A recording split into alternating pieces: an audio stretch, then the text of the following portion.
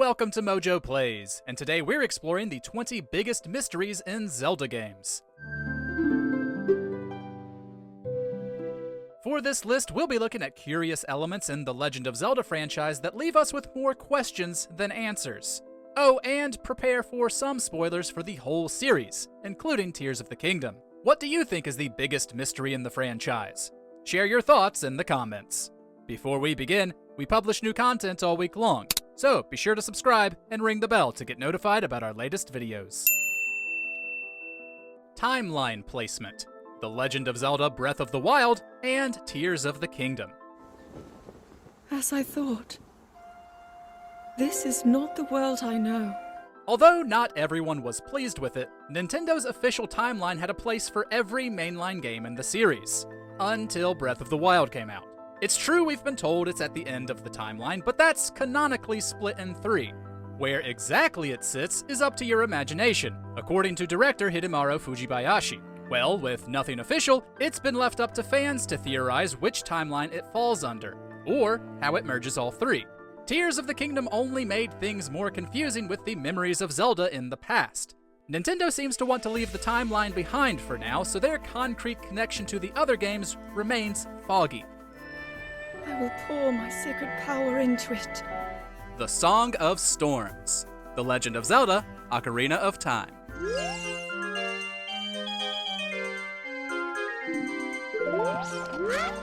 Time travel brings all sorts of paradoxes. One of the catchiest songs in Ocarina of Time also holds one of its greatest mysteries. When Link visits the Kakariko Village windmill as an adult, the man inside complains of a boy who played the Song of Storms 7 years ago, causing the windmill to spin wildly out of control. Traveling back in time to play the song for him gets you into the Bottom of the Well mini-dungeon. So, who wrote the Song of Storms? Because it sure wasn't Link, and it sure wasn't the man inside the windmill.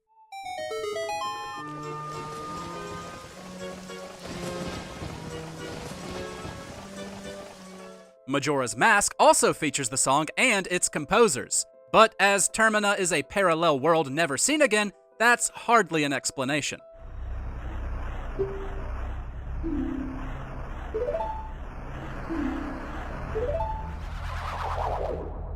The Interlopers: The Legend of Zelda: Twilight Princess.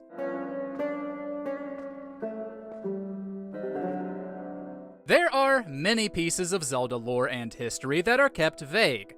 In Twilight Princess, we learn through a unanimously creepy scene about the Interlopers. They were a group of sorcerers that waged war in Hyrule in an attempt to take control of the Sacred Realm, and therefore the Triforce. They were banished to the Twilight Realm and are ancestors of Midna's people, the Twilight. But everything else about them is a mystery, including where they came from and what the source of their powerful magic was.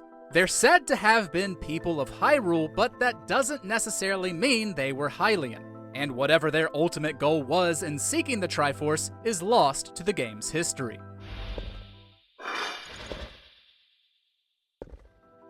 The Ghost Ship: The Legend of Zelda: The Wind Waker.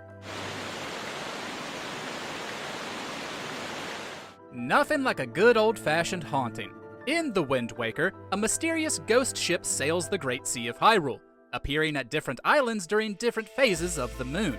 Only after finding the proper chart will Link be able to enter it and find either a Triforce chart or a shard depending on the version, after which it will disappear forever. So what's up with this ghost ship? How does an entire spectral vessel come into existence, and what's its connection to the Triforce, if any? We see another ghost ship in Phantom Hourglass, but that's a different ship and a creation of the villain Bellum. Family history: Various. For most of the games in the series, Link is a lone boy out to save the kingdom, and it always makes us wonder what happened to his family. Of course, there are exceptions. The occasional game will include a family member, like the uncle in A Link to the Past or his sister and grandmother in Wind Waker. Ocarina of Time mentions the death of his mother, and Breath of the Wild acknowledges his father, but there's nothing deeper there.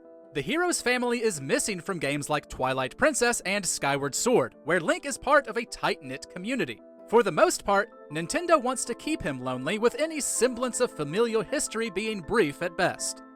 The Forest Temple, The Legend of Zelda, Ocarina of Time.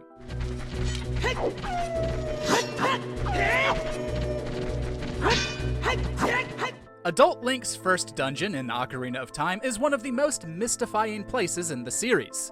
The fire, water, shadow, and spirit temples are all closely linked to the Goron, Zora, Sheikah, and Gerudo, respectively. However, there's nothing to suggest any connection between this temple and the Picori, the forever children of the forest. The sacred forest meadow that serves as its entrance is said to be Saria's secret place, implying the others don't know about it. So where did this eerie manor come from? Who built it, and to what purpose? The fact that it's found in the depths of the Lost Woods, which turns travelers into Stalfos, only adds to the mystery.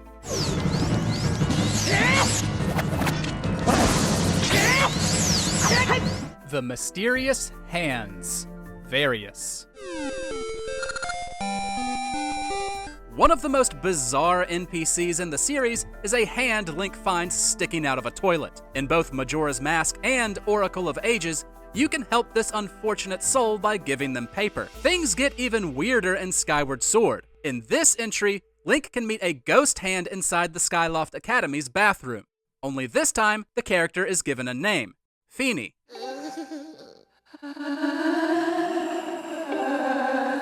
Through a side quest, Feeny ends up falling in love with Colin, one of Link's classmates. These characters are based on Japanese ghost stories where a toilet hand grabs the person sitting on it. And while they bear no impact on the overall story or lore of the series, we can't help but want to know more about them.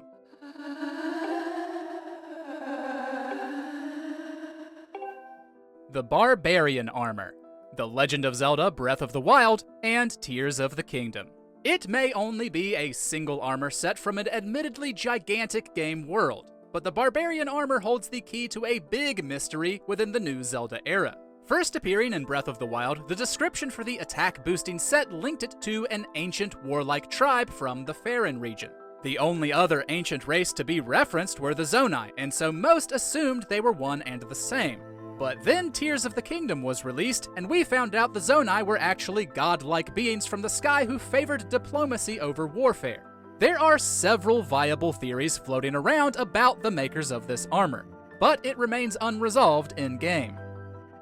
The Aliens, The Legend of Zelda, Majora's Mask.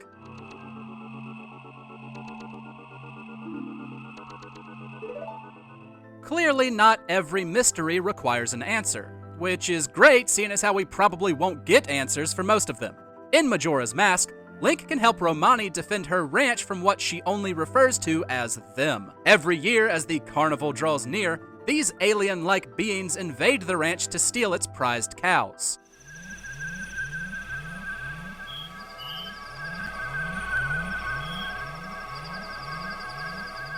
Almost nothing is known about them, why they appear only once a year, where they come from, or why they choose to go after the cows. Romani Ranch is famed for its Chateau Romani milk, heavily implied to be alcoholic. So, maybe these aliens are just looking for a way to celebrate the Carnival of Time in their own way.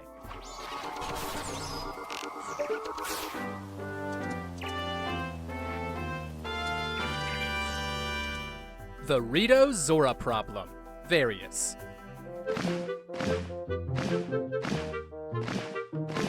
Within the lore of The Wind Waker, the goddesses that created Hyrule flooded it rather than have Ganon return to power. When that happened, many members of different races fled to the mountaintops, which then became islands. Over time, the Picori eventually evolved into the Koroks, while the Zora, who couldn't live in the magical water, became the Rito. Forest children to tree folk, we get, but fish people to bird people is a bigger stretch. Regardless, both the Zora and Rito appear in Breath of the Wild. The Koroks also appear, but the Picori don't. So what gives? Was there some branch of Rito that somehow devolved, or is this a retcon? Or, if Breath of the Wild isn't in the Wind Waker timeline, how did the Rito come to be? Wow. I would love to see it. Skeletons of Giants. The Legend of Zelda, Breath of the Wild, and Tears of the Kingdom.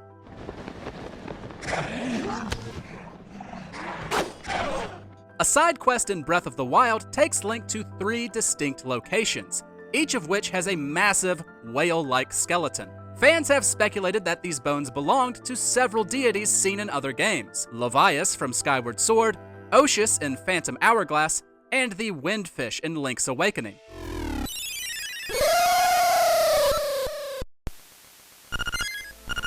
However, there's no in-game explanation for them. If these are the remains of those deities, it's likely just an Easter egg. Besides, they aren't the only oversized bones Link can find.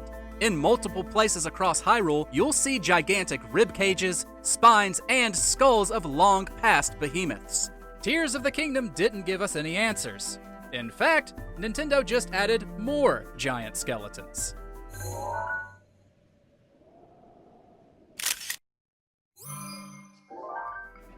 Navi's whereabouts. The Legend of Zelda: Ocarina of Time.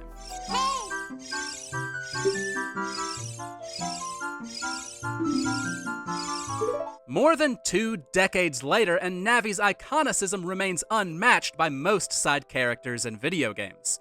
The sometimes overly helpful fairy builds a strong bond with Link over their adventure in Ocarina of Time. And yet, at the end of the game, she simply floats off without another word to the hero.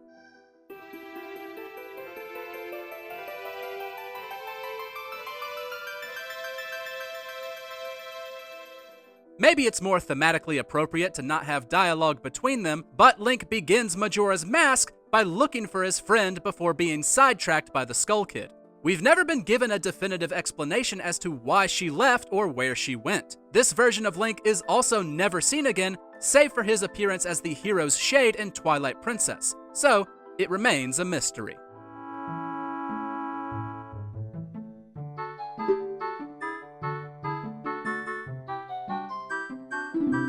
The Goddess of Time. The Legend of Zelda: Majora's Mask.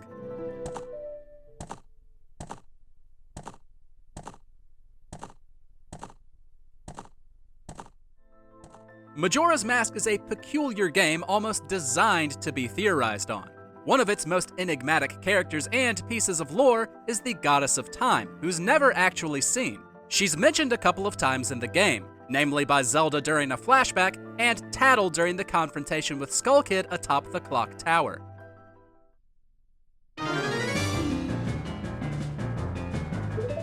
But her identity and where she fits within the Zelda pantheon has never been explained. Some have theorized that she's Hylia, given that goddess's connection to the Gates of Time. Others believe she's Nehru, one of the 3 golden goddesses. But as far as an official answer goes, we're only left to piece things together ourselves.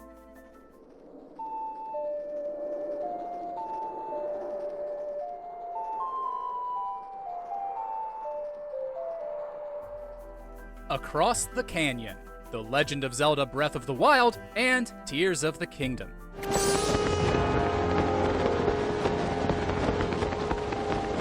This one is so simple it almost needs no explanation, and yet it's one of the biggest questions we have about the latest generation of Zelda.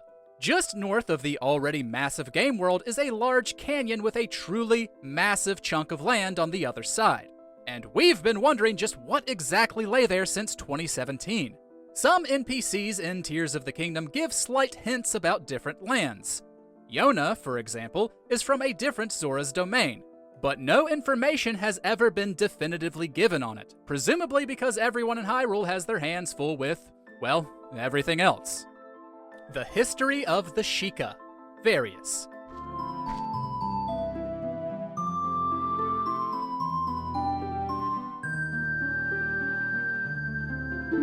Most races in the series get their fair share of history, but the ninja-like Sheikah are fittingly mysterious.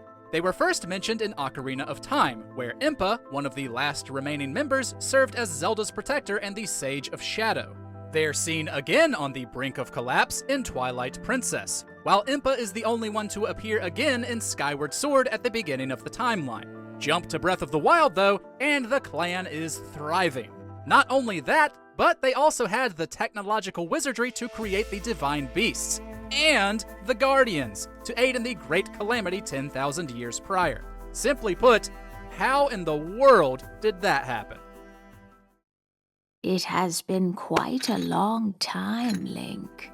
Snowpeak Ruins. The Legend of Zelda: Twilight Princess. Barbarian. Dead end bridge is right here.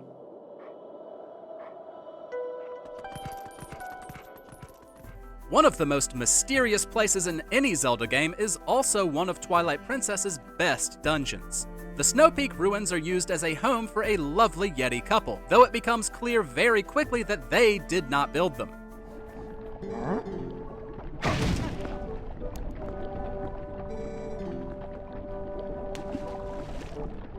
Part mansion, part military stronghold, the dungeon has been perplexing players for years. Suits of armor don't appear to fit humans or the Yetis, while a prominent coat of arms doesn't appear anywhere else in the game. Why was it built in such a desolate place? Who were its inhabitants? And why did they abandon such a useful structure? And what were they defending against? We'll likely never know any of these answers, and that makes the dungeon one of the series' most enrapturing locations.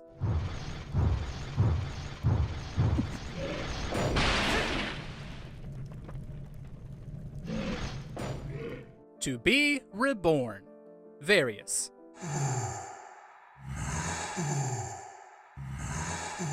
In an effort to tie the games more closely together, Nintendo revealed a major point of connection in Skyward Sword.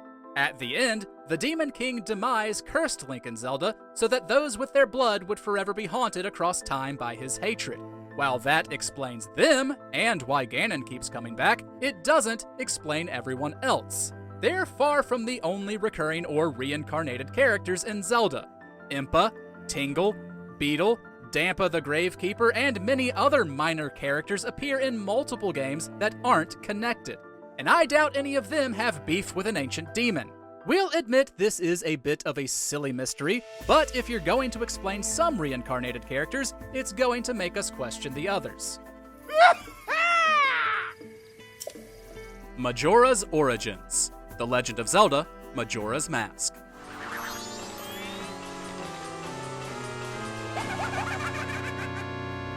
Just like the Goddess of Time, the malevolent deity at the heart of this game is shrouded in mystery. The mask salesman tells us that Majora's Mask was once used by an ancient tribe in hexing rituals, though they hid it away out of fear. The tribe no longer exists in-game, so that's really all the information we get. Where did this villainous entity come from? How and why was it sealed inside a mask?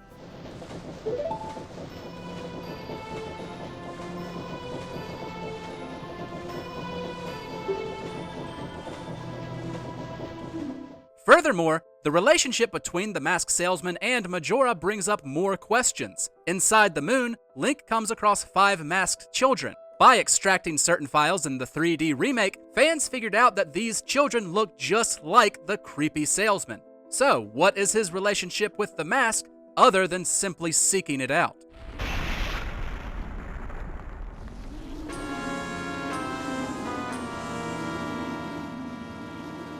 The Last of the Zonai. The Legend of Zelda: Tears of the Kingdom.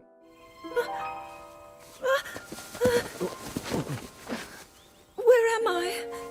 The Zonai were an enigma heading into Tears of the Kingdom, but after playing it, well, we still have a lot of questions. Just how they're connected to the Hylian pantheon we know of, since they're said to be close to gods themselves, is a big question. More than that, we'd like to know just what happened to all of them. We know what happened to the last 2 at least. Rauru sacrificed himself to seal Ganondorf away, while Minoru's spirit that resided in the construct moved on. But why were they the last 2? Was there some event that led to the deaths of the others? Were there only a small number to begin with? Whatever the reason, we hope it's explored further in the future. Thank you all.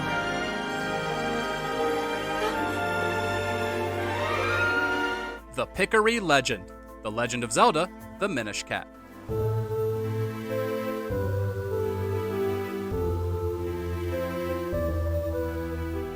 The prelude for Minish Cap gives us very little information on the events that set up the game.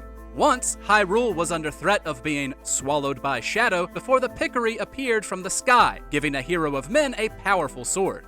Every 100 years after, Hylians celebrated the Picori with a festival.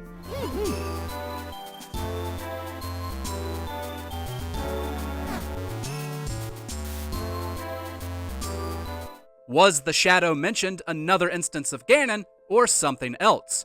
Where did the Picori come from exactly? The Minish Cap is also the only game with the Picori in it. Did they remain in Hyrule, or did something tragic befall them? And why did Hylians stop holding the festival? The existence of a miniature world within Zelda is fascinating, but we don't expect we'll get any more Picori lore anytime soon.